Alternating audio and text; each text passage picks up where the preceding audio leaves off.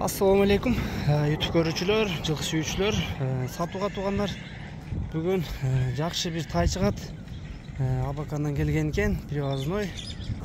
Жерде кашка тугандар, омуронун кеңдигин карагыла. Алды арты бирдей экен тугандар. Бакуат келген тай экен. Тайдын чатка аяк соорулары дагы өтө жакшы экен тугандар. Болгону мына 1 жаш чыгып аткан тайлар. Тайдың қабақ башы түлеп баштаптыр. 4 қазығы тең таза екен, бұттарына жооп дейт бүрүзө. Жеучи бардыгы жакшы экен. Тайдың алдарты чоңдуктары өтө жакшы экен. Тайдын мүчөсү өтө жакшы тугандар.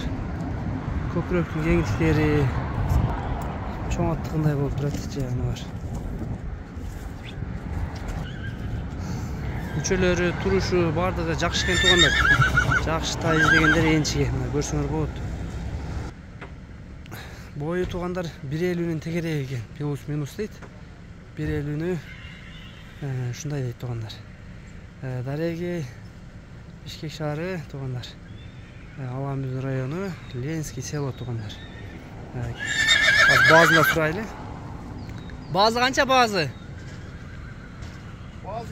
Базы тугандар $2250 экен.